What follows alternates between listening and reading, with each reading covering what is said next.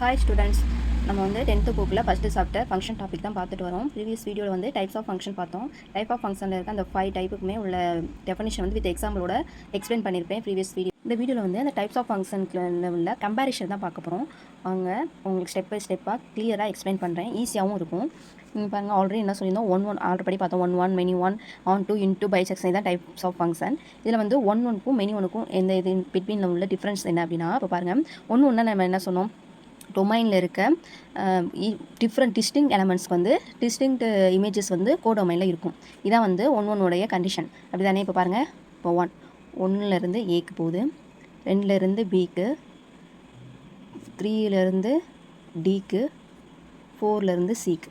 ஓகேவா? இப்போ பாருங்கள், இதில் நான் ஆரோ டயக்ராம் போட்டிருக்கேன். இதில் எப்படின்னா டிஃப்ரெண்ட் 1 2 3 4 இந்த டிஃப்ரெண்ட் எலமெண்ட்ஸ்க்கு ஒன்று வந்து ஏ வந்து டிஸ்டிங்க் இமேஜஸ். இந்த ஏ வந்து வேறு எதுக்காவது ப்ரீ இமேஜ் இந்த ஏக்கு இருக்கா பாருங்கள், கிடையாது. ஏவோட ப்ரீ இமேஜ் வந்து 1 தான், ஒன்னோட இமேஜ் வந்து ஏ தான். சரியா? இதில் எதுவும் 2 இருக்கா நீங்களே செக் பண்ணுங்கள்.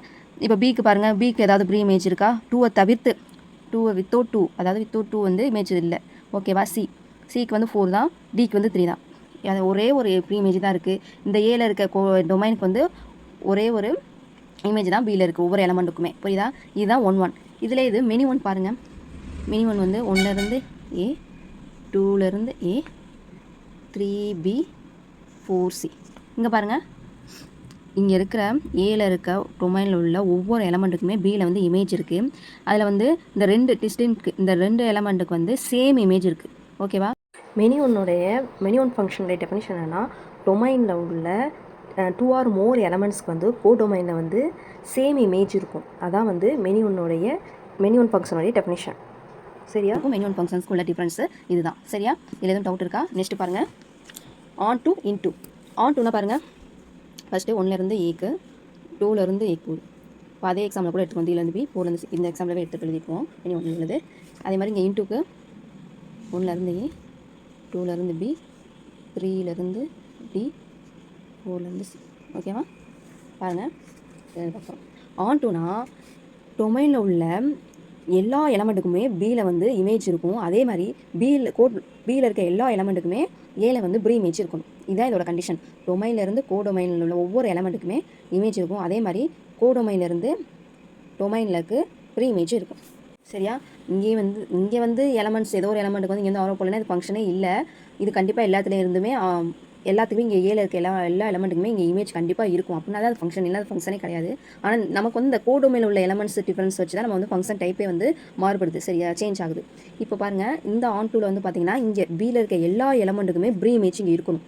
அதாவது இங்கே ஏலேருந்து பியில் எல்லா எலமெண்ட்டுக்குமே ஆரோ வந்திருக்கணும். சரியா? அப்படின்னு தான் மட்டும்தான் இது ஆன் டூ, இல்லைன்னா ஆன் டூ கிடையாது.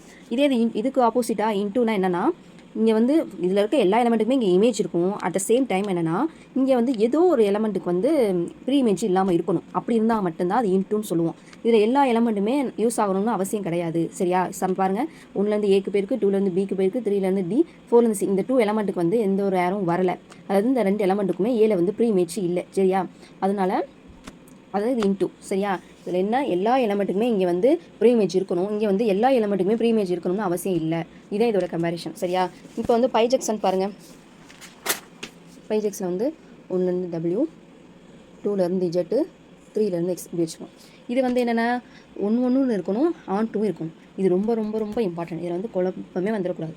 இது வந்து இந்த 1 கண்டிஷனையும் இந்த ஆன் 2 கண்டிஷனையும் சாட்டிஸ்ஃபை பண்ணால் மட்டும்தான் அது பைஜெக்ஷன் சொல்லுவோம். சரியா? 1 என்ன சொல்லியிருந்தோம், இதில் வந்து ஒவ்வொரு எலமெண்ட்டுக்குமே இங்கே வந்து கோடொமைன் வந்து டிஸ்டிங் இமேஜ் இருக்கணும். அந்த கண்டிஷனை சாட்டிஸ்ஃபை பண்ணிக்கணும். அதே மாதிரி இந்த பியில் இருக்க எல்லா எலமெண்ட்டுக்குமே ஏல வந்து ப்ரீ இமேஜ் இருக்கணும். இந்த கண்டிஷனை சாட்டிஸ்ஃபை பண்ணியிருந்தால் அதுதான் பைஜெக்ஷன். சரியா? இங்கே பாருங்கள், எல்லா எலமெண்ட்டுக்குமே போயிருக்கு. அதே மாதிரி அதாவது எல்லா எலமெண்ட்டுமே ஒரே ஒரு ப்ரீ இமேஜ் தான் இருக்குது. சரியா? அந்த மாதிரி கண்டிஷனை அது சாட்டிஸ்ஃபை பண்ணும்.